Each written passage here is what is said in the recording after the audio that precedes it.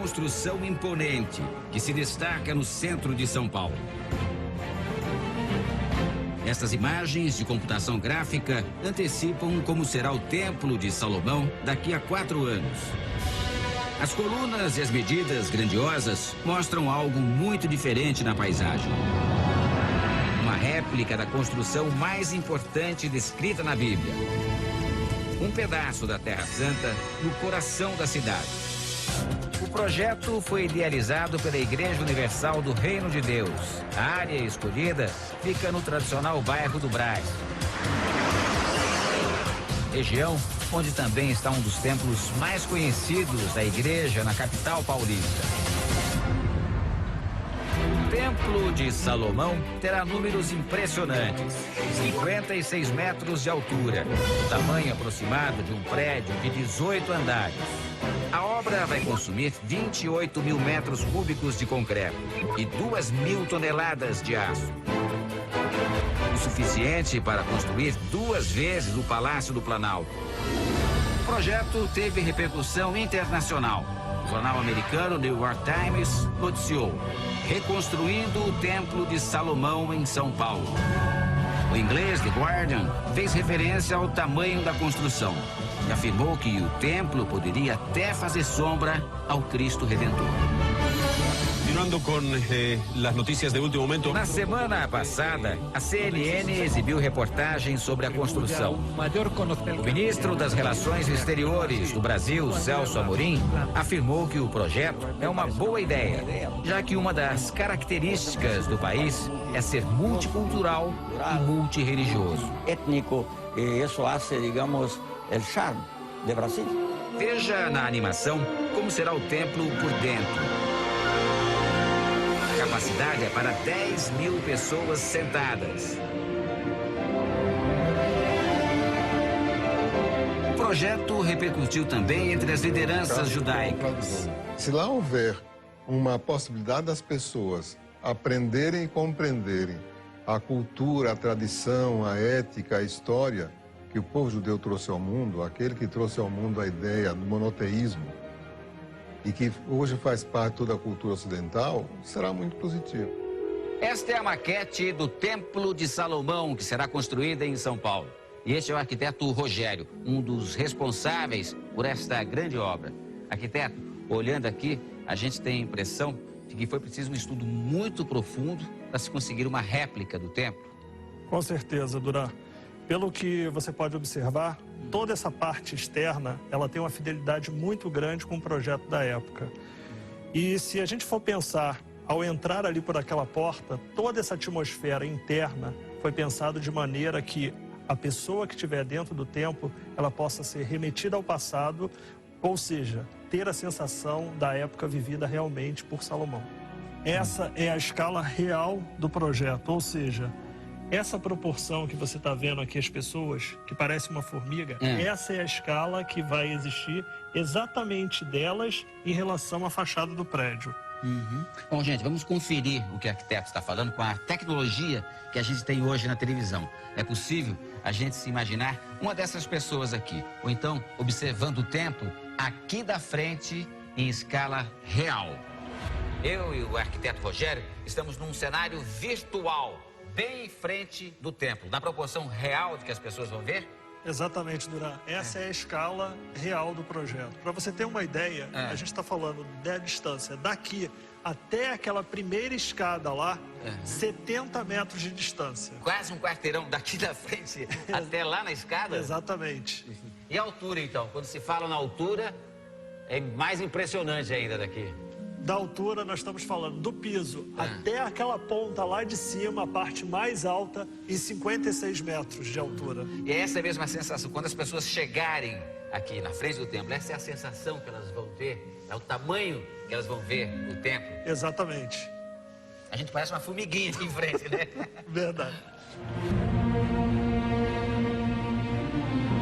A Bíblia conta que a construção de um grande templo para honrar a Deus era um desejo de Davi, o primeiro rei de Israel, e que ele recebeu orientações detalhadas sobre a obra do próprio Deus. Como explica este especialista? templo vai ser um marco de importância para o povo judeu, porque ele tem a ver com identidade, história e a aliança com Deus.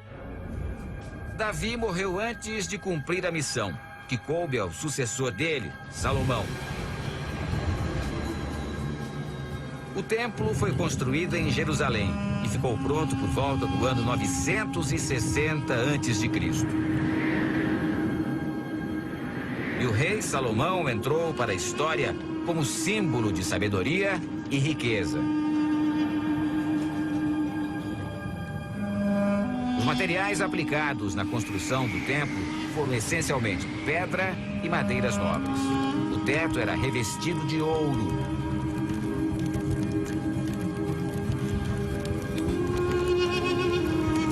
Apenas os sacerdotes podiam frequentar o templo e só o sumo sacerdote tinha autorização para entrar no cômodo mais importante, o Santo dos Santos.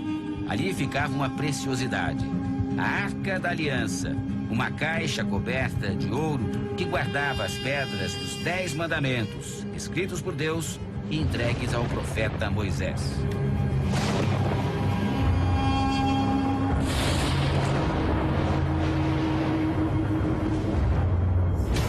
4 séculos após a construção, o Templo de Salomão foi completamente destruído pelos invasores babilônicos. A Arca da Aliança desapareceu.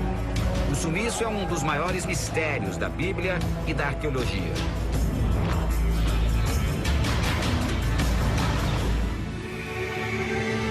Anos depois, o templo foi reerguido, mas o chamado Segundo Templo também foi destruído. Desta vez pelos conquistadores romanos, no ano 70 depois de Cristo. Os judeus ficavam pela segunda vez sem o símbolo mais importante de sua fé.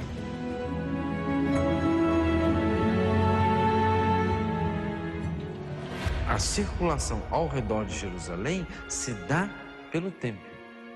Jerusalém impulsiona o templo, mas é o templo que dá, de certa maneira, uma nova dimensão para Jerusalém, que não é mais só a cidade de Davi, ela passa a se tornar a cidade de Deus. Os judeus nunca conseguiram realizar o sonho de reconstruir o templo no mesmo local em razão dos conflitos com os árabes e a religião islâmica.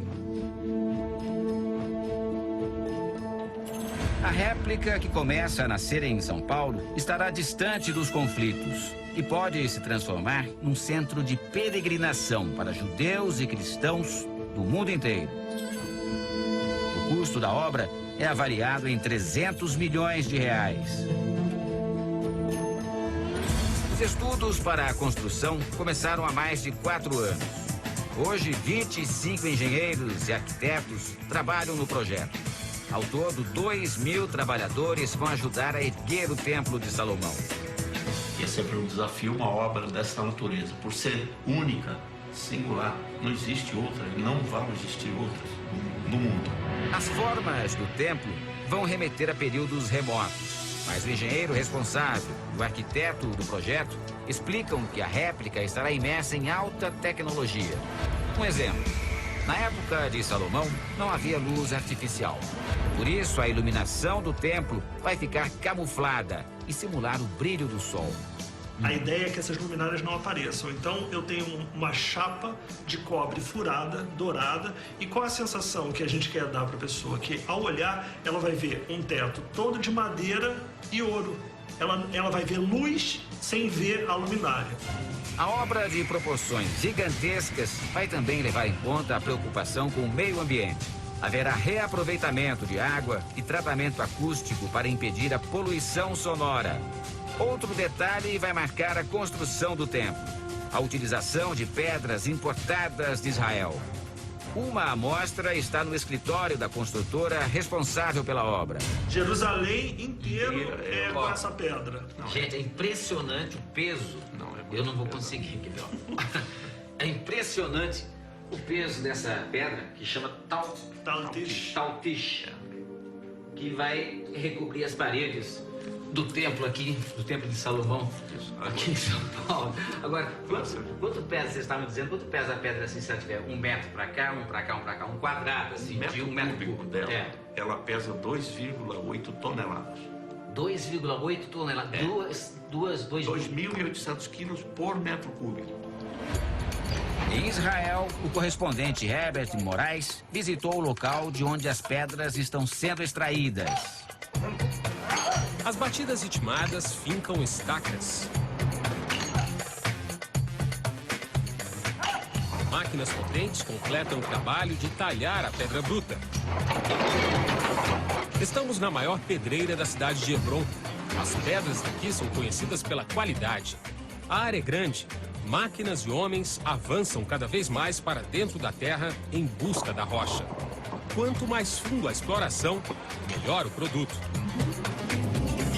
Hebron é uma cidade da Cisjordânia, região de maioria árabe, que tem as fronteiras controladas pelo governo israelense. Desde a época do rei Salomão, as pedreiras de Hebron fornecem o material necessário para as construções em Jerusalém. E é daqui também que toneladas de pedras como essas estão sendo enviadas para São Paulo para erguer o templo da Igreja Universal, que vai manter uma tradição que já dura mais de 3.000 anos. O israelense Ali é o dono da pedreira. Ele confere bloco por bloco. Sabe que a qualidade das pedras é fundamental, ainda mais quando se trata de atender ao pedido inédito, maior da história da empresa. Para cumprir a tarefa, ele teve que contratar mais pessoas. 300 homens e 100 máquinas, que têm 18 meses para cortar, polir e despachar as pedras através do mar Mediterrâneo. Serão várias viagens de navio com saída do porto de Ashta, um percurso de quase 12.000 quilômetros e 30 dias até o Brasil. Ali diz que se sente muito orgulhoso de fazer parte de um projeto histórico como esse. Ele está no ramo há quase 30 anos e nunca imaginou que iria retirar tantas pedras para uma só construção.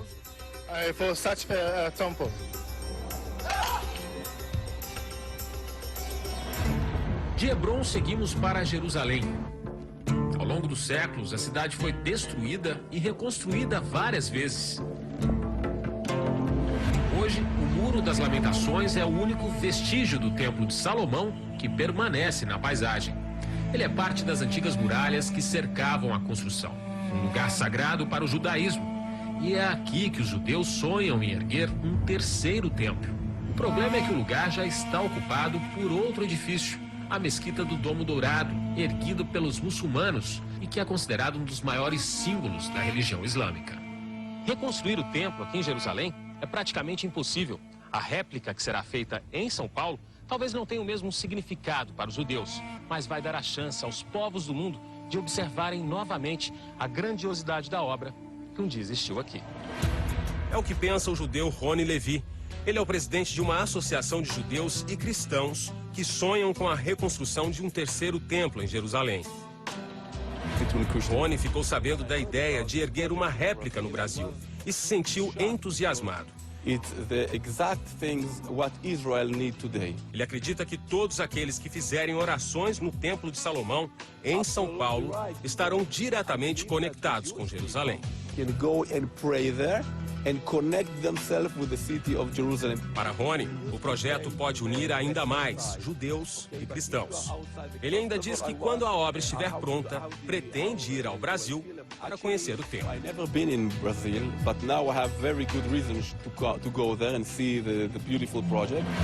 Este representante do Ministério do Turismo israelense espera que o Templo de Salomão no Brasil estimule as pessoas a visitar a Terra Santa. Além disso, ele torce para que os brasileiros se interessem mais pelas tradições do povo judeu e que se reconheçam nas histórias de fé guardadas em cada uma dessas pedras de Israel. No Brasil, operários já cuidam do terreno onde o templo será construído.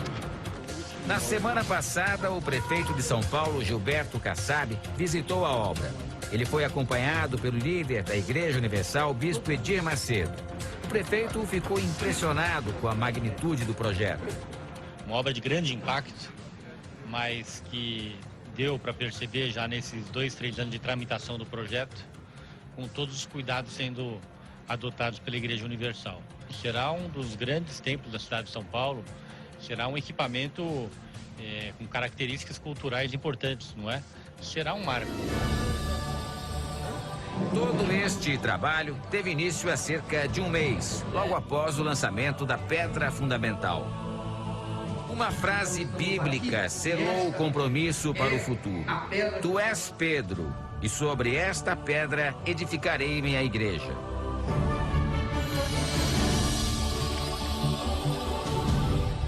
O evento reuniu cerca de 70 mil pessoas.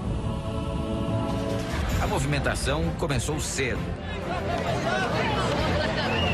E aos poucos, o terreno onde o templo será erguido se transformou num imenso palco de oração. Jerusalém, canta, ó Santa Grey.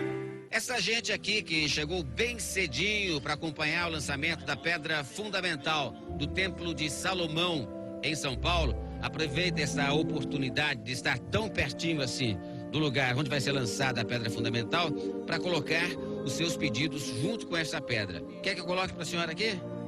Quem mais tem pedidos aqui? Olha, quanta gente. Deixa eu ir colocando. Os fiéis estavam ansiosos. Parece que amanhã já vai estar pronto, é muito Com certeza. É um lugar de fé, para movimentar a fé. Todos aguardavam uma chegada do Bispo Macedo. O Bispo Edir Macedo decidiu seguir caminhando da Igreja Universal do Brás, da matriz aqui no Brás, até o terreno onde será construído o Templo de Salomão, a cerca de uns 150 metros daqui. Ele vai passar pelo meio da multidão, porque decidiu que seria melhor assim do que de carro ou até mesmo de helicóptero, não é, Bispo? Seria impraticável, tanto por parte de helicóptero como de carro. Mas, nós vamos trabalhar para que essa mega construção venha realizar um mega avivamento espiritual, não só aqui no Brasil, mas a nível mundial. Bispo, há 33 anos, no Meier, no Rio de Janeiro, o senhor pregava num coreto público. A Igreja Universal não tinha ainda uma igreja física para pregar. O que significa hoje, em que o senhor lança a pedra fundamental do Templo de Salomão, um dos maiores templos de todo o mundo? Olha, a explicação é simples. É muito simples. Deus existe. Essa é a explicação. Deus existe, Ele ouve a oração daqueles que têm um coração sincero, aqueles que são íntegros de coração. Durante o culto, a emoção tomou conta dos fiéis.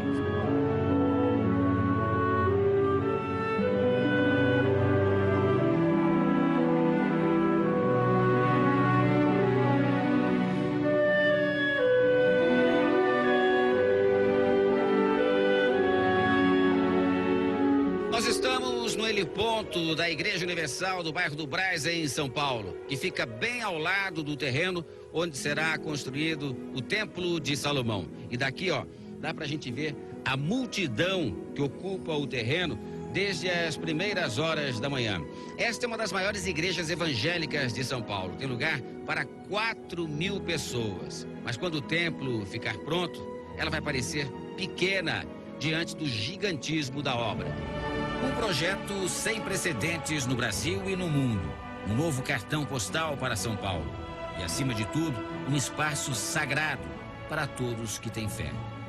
Essa é para todas as pessoas, para todo o povo, para todos os que creem, para todos que acreditam, todos que se julgam sacerdotes do Altíssimo.